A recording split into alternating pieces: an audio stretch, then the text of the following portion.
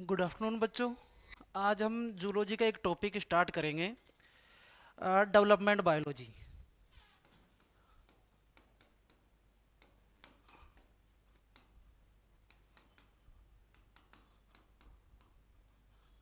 सबसे पहले इसका मतलब समझ लेते हैं कि मतलब क्या होता है इसका। बायो मीन्स लाइफ और लॉजी मीन्स होता है स्टडी।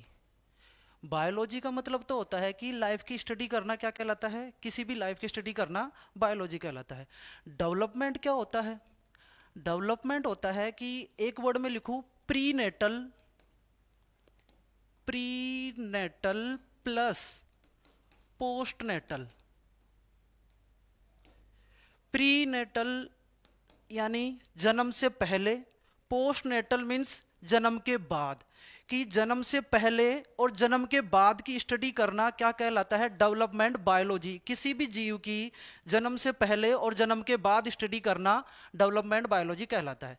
अब डेवलपमेंट बायोलॉजी के अंदर एक और वर्ड आता है इसी से मिलता जुलता, embryology. Embryology, logy, logy means क्या होता है? लॉजी मीन्स वही स्टडी होती है, लॉजी मीन्स। और एम्ब्रियो का मतलब होता है भ्रूण, हिंदी में इसको बोलते हैं भ्रूण। अब एम्ब्रियोलॉजी, भ्रूण का अध्ययन करना। अब एक तो वर्ड मैंने यहां लिखा प्रीनेटल प्लस पोस्टनेटल, जन्म से पहले, जन्म से पहले और जन्म के बाद, सिंपल भाषा में बोले तो। अब एम्ब्रियोलॉजी आती है। अब इस एम्ब्रियोलॉजी किसके अंदर आती है? जन्म से पहले बनता है एम्ब्रियो या जन्म के बाद बनता है? मतलब जन्म से पहले बनता है एम्ब्रियो। मतलब प्रीनेटल स्टडी क्या कहलाती है? एम्ब्रियोलॉजी की। एम्ब्रियो किस में आता है? प्रीनेटल के अंदर। तो एम्ब्रियो, एक सिंपल भाषा में ये भी कह सकते हैं study of embryo, embryology. But इस मतलब से देखें तो प्रीनेटल मींस मतलब किसके अंदर आ जाएगा? इसके अंदर आ जाता है एम्ब्रियो के अंदर। ये किसके अंदर आ जाता है? एम्ब्रियो के अंदर आ जाता है। मतलब डिफरेंस समझ गए? Development biology prenatal plus postnatal, embryology सिर्फ ओनली प्रीनेटल। तो ये दोनों में डिफरेंस पता लग जाता है कि किस तरीके से डेवलपमेंट बायोलॉजी एंड एम्ब्रियोलॉजी से रिलेटेड है। दूसरा आ जाता है, अब आगे पढ़ते हैं, थोड़ा सा रिप्रोडक्शन के बारे में पढ़ते हैं। डेवलपमेंट बायोलॉजी से क्या होता है कि थोड़ा रिप्रोडक्शन के बारे में स्टार्ट करेंगे, उसके बाद आगे बढ़ेंगे। रिप्रोडक्शन होते हैं दो टाइप के, एक तो होता है एसेक्सुअल रिप्रोडक्शन और दूसरा होता है सेक्सुअल रिप्रोडक्शन। यानी रिप्रोडक्शन दो टाइप के होते हैं।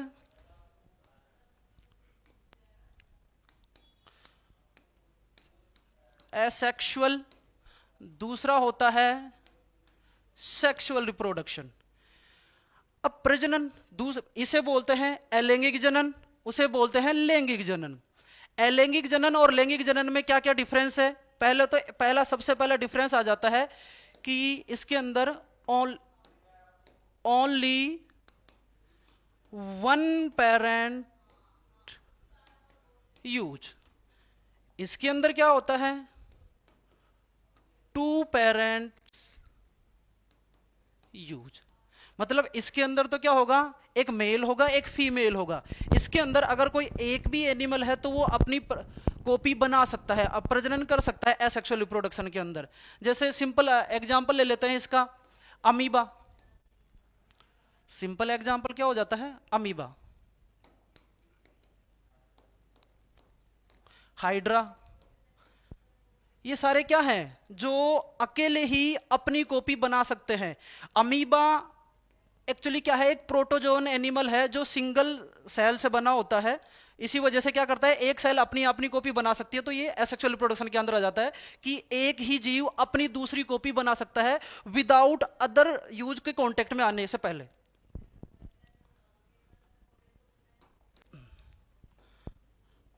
दूसरा क्या होता है, इसके अंदर आते हैं, इसके अंदर वेरिएशन नहीं आते, वेरिएशन नोट। और इसके अंदर आते हैं वेरिएशन। इसके अंदर क्या आते हैं? वेरिएशन आते हैं। इसके अंदर अपन आ जाते हैं ह्यूमन या मैमल्स। ह्यूमंस या मैमल्स एग्जाम्पल के तौर पर। पहला डिफरेंस कि इसके अंदर एक ही पेरेंट्स यूज होता है, इसके अंदर दो पेरेंट्स यूज होते हैं। दूसरा है इसके अंदर एग्जाम्पल अमीबा या हाइड्रा, इसका ह्यूमन। तीसरा अभी देखें तो डिफरेंस इसके अंदर वेरिएशन आते हैं, वेरिएशन नहीं आते सॉरी, और इसके अंदर वेरिएशन आते हैं। अब क्यों आते हैं वेरिएशन? वेरिएशन इसके अंदर क्यों नहीं आते सेक्सुअल रिप्रोडक्शन के अंदर? अब इसके अंदर सॉरी एसेक्सुअल रिप्रोडक्शन के अंदर वेरिएशन नहीं आते। क्यों नहीं आते? क्योंकि इसके अंदर क्रॉसिंग ओवर नहीं होती। इसके अंदर क्या नहीं होती? क्रॉसिंग ओवर नहीं होती है। Prophase, metaphase, anaphase, telophase, 4 phase होती हैं। प्रोफेज की भी डिप्लोटीन के अंदर क्या होता है कि इसके अंदर क्रॉसिंग ओवर होती है, वो इसके अंदर नहीं होती है। मतलब ये जो अपनी कॉपी बनाएगा वो एग्जैक्टली सेम होगी, कोई भी वेरिएशन नहीं होगा। पेरेंट से जो डॉटर सेल बनती है तो वो एकदम क्या होगी? एकदम कॉपी होगी, क्लोन भी बोल सकते हैं। इस एसेक्सुअल रिप्रोडक्शन के दौरान जो भी प्रोजेनी बनेगी उसको एक टर्म में अपन क्या बोल सकते हैं? क्लोन। क्यों? क्योंकि उसके अंदर कोई वेरिएशन ही नहीं आते, उसके अंदर कोई वेरिएशन ही नहीं आते। दूसरा, इसके अंदर वेरिएशन आते हैं। इसके अंदर क्या आते हैं? इसके अंदर वेरिएशन आते हैं। क्यों आते हैं वही बता दूंगा अभी। इसके अंदर वेरिएशन आते हैं क्यों? क्योंकि इसके अंदर क्रॉसिंग ओवर होती है। क्रॉसिंग ओवर होती है क्यों? क्योंकि इसके अंदर दो यूज होते हैं, male and female parents use होते हैं इसके अंदर, male and female.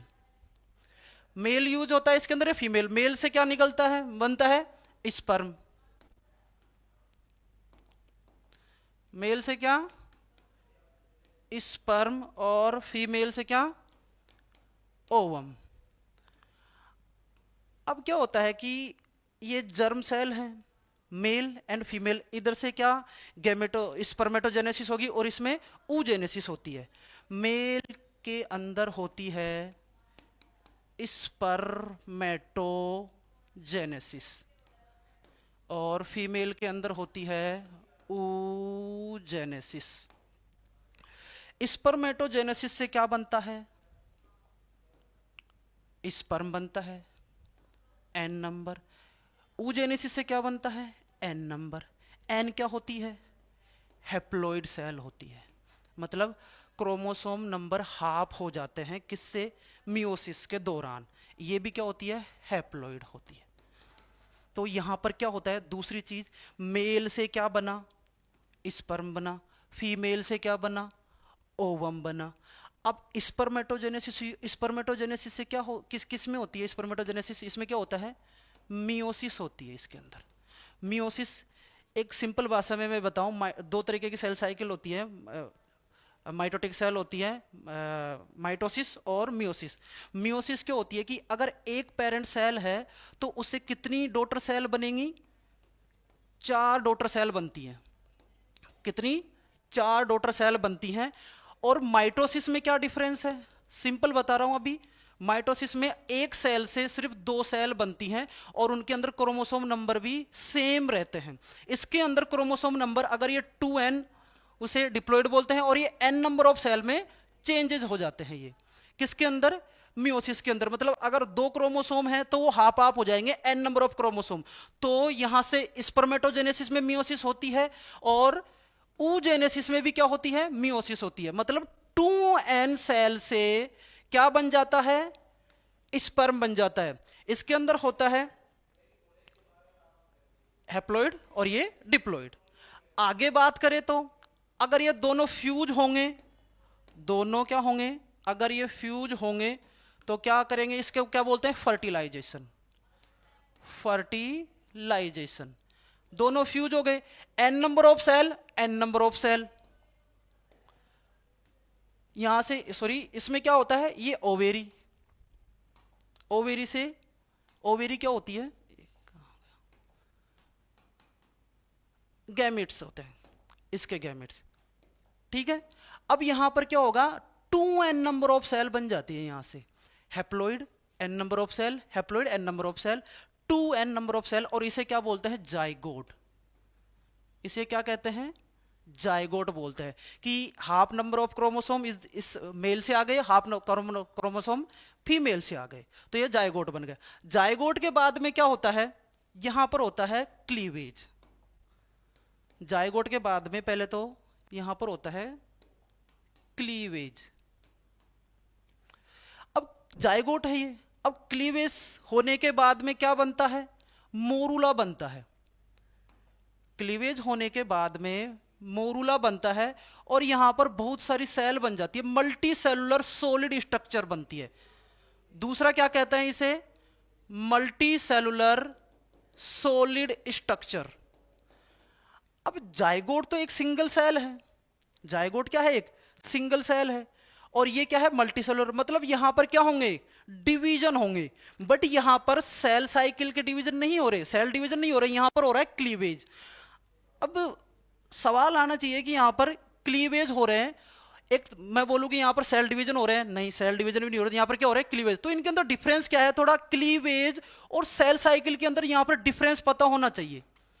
Cell cycle या सेल डिवीजन के अंदर यहां पर डिफरेंस पता होना चाहिए कि क्या क्या डिफरेंस इसके अंदर।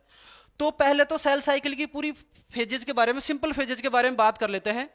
G1 S, G2 और M। अब ये एक सेल साइकिल की सिंपल फेजेज हैं। G1 जिसे गैप फेज भी बोलते हैं, S synthesis phase, gap phase. दूसरा सिंथेसिस, ये फिर तीसरी G2 आ जाती है, ये भी गैप फेज, और M आ जाती है माइटोटिक फेज, माइटोटिक फेज। तो अब क्या होता है कि G1 S G2 इसे प्रिपरेटरी फेज भी बोलते हैं। कौन सी, दूसरा नाम क्या बोलते हैं इसको,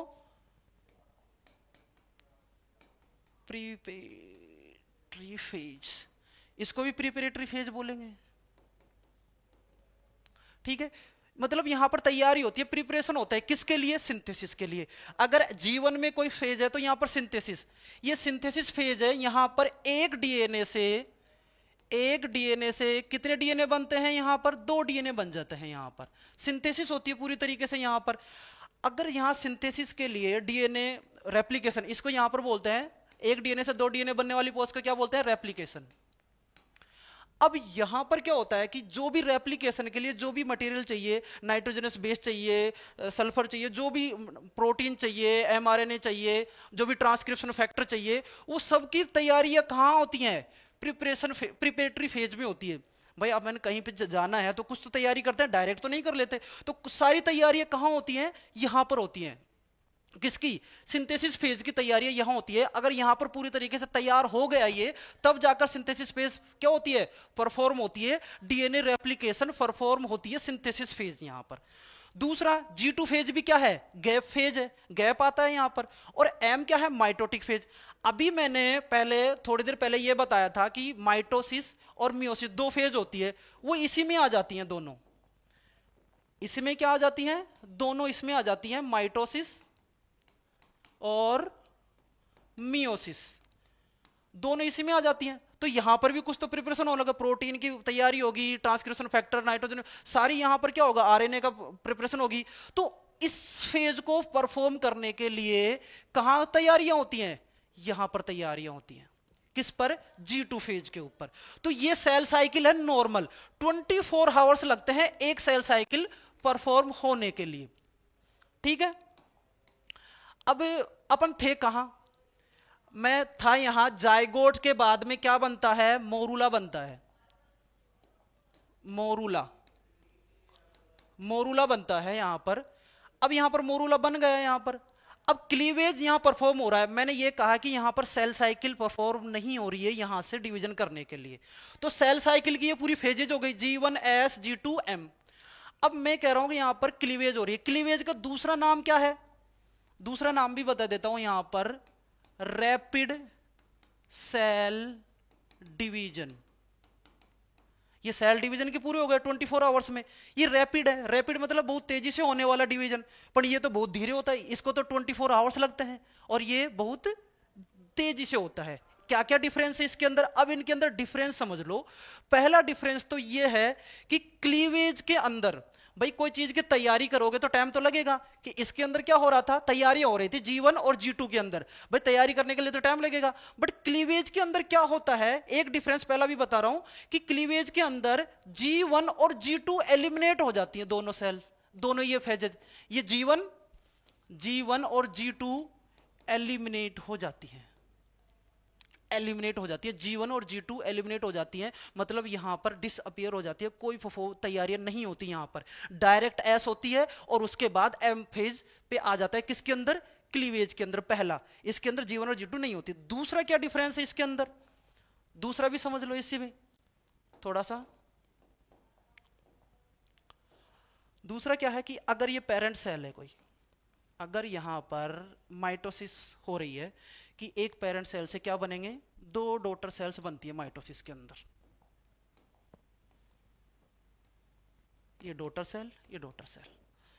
अब डॉटर सेल बन रही है, पेरेंट सेल का जितना साइज होता है उतना ही साइज किसका होता है, डॉटर सेल का होता है। मतलब यहां पर अगर सेल डिवीजन हो रहा है तो पेरेंट सेल जिस साइज की रहेगी उसी साइज का क्या रहेगी, डॉटर सेल्स रहेगी। ठीक है, पहला। अब होता क्या है इसके अंदर, क्या है मैंने ये बताया था अभी, जाइगोट से, जाइगोट से क्या बना, मोरूला बना। मोरूला क्या था, multi cellular solid structure, morula, ये मोरूला था। अब ये एक जाइगोट है, ये 2n सेल है, यहां पर क्या परफॉर्म हो रहा था, क्लीवेज, यहां पर क्या परफॉर्म हो रहा था, क्लीवेज। अब यहां पर देखो, अगर एक क्लीवेज कराऊंगा मैं यहां पर, तो सेल साइकिल तो होगी, एक सेल से दो सेल तो बन रही है यहां पर, ये जाइगोट रहा, सॉरी ये जाइगोट रहा। अब मैं एक क्लीवेज परफॉर्म कराऊं, ये क्लीवेज फर्स्ट क्लीवेज हुआ है यहां पर, फर्स्ट क्लीवेज। तो अब सेल का साइज तो सेम है, बट सेल के नंबर तो बड़े हैं, बट साइज में क्या आ गई, डिक्रीज हो गया साइज। भाई इतना साइज था तो दो सेल बन गए इसमें, तो एक सेल का साइज डिक्रीज हो गया। दूसरा अगर मैं क्लीवेज कराऊं इधर से यहां तक, तो और भी डिक्रीज हो गया। सेल नंबर तो इंक्रीज हुआ है, बट किसमें डिक्रीज आया है, सेल साइज के अंदर डिक्रीज आया है यहां पर, दोनों के अंदर। इतने सारे ये कराऊंगा, और भी बहुत सारे क्लीवेज होंगे, एक ही क्लीवेज नहीं होगा। तो ये सॉलिड मल्टी सेलुलर स्ट्रक्चर बनती है, जिसे क्या बोलते हैं, मोरूला। मतलब यहां पर क्या हुआ है, क्लीवेज। क्लीवेज के अंदर पहला डिफरेंस, G1 और G2 एलिमिनेट हो जाती है, वहां पर प्रिपरेशन के लिए टाइम ही नहीं होता यहां पर। दूसरा क्या होता है कि यहां पर सेल साइज तो क्या रहता है, डिक्रीज हो जाता है, और सेल नंबर इंक्रीज होता है क्लीवेज के अंदर। दूसरा, मोरूला के बाद में क्या बनता है, ब्लास्टूला। मोरूला के बाद में क्या बनता है, ब्लास्टूला।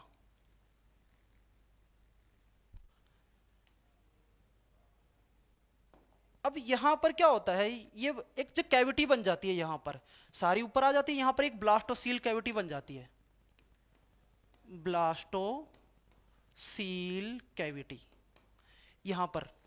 और इनको जो ये सेल बनती हैं, इनको क्या नाम दे देते हैं, ब्लास्टोमियर। ठीक है, मोरूला, ये मोरूला, और ये ब्लास्टूला, ये ब्लास्टूला बन जाता है। जाइगोट से क्या बना, मोरूला बना, मोरूला से क्या बना, ब्लास्टूला बना। वही चीज होती है, यहां पर डिफरेंस आता है सिर्फ। दूसरी चीज आती है, ब्लास्टूला के बाद में क्या बनता है, ब्लास्टूला के बाद में बनता है गैस्टूला।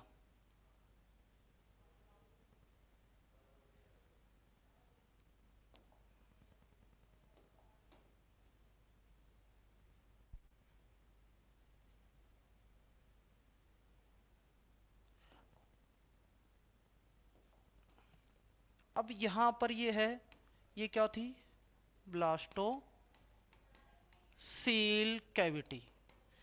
अब यहां पर क्या होता है कि ये जो कैविटी है ये अंदर धंसती आ रही है, मतलब एक तरीके से यहां पर होता है, आपको एक वर्ड आता है मोर्फोजेनेटिक मूवमेंट। होता क्या है कि एक यहां पर उसके बाद में तीन वो बनेंगी, एक्टोडर्म, एक्टोडर्म, उसके बाद में बनेगी नीचे वाली मीजोडर्म, और भी उसके नीचे बनेगी एंडोडर्म। यहां पर क्या 3 जर्म लेयर बनती हैं। इसके बाद में किसके बाद में, ब्लास्टूला, गैस्टूला के बाद में 3 जर्म लेयर बनती हैं, और उन 3 जर्म लेयर ही डिसाइड करती हैं कि आपकी कौन सी बॉडी स्ट्रक्चर बनानी है, कि एक्टोडर्म से कौन सी बॉडी स्ट्रक्चर बनेगी, कौन सा बॉडी पार्ट बनेगा, मीजोडर्म से कौन सा बॉडी पार्ट बनेगा, और एंडोडर्म से कौन सा बॉडी पार्ट बनेगा।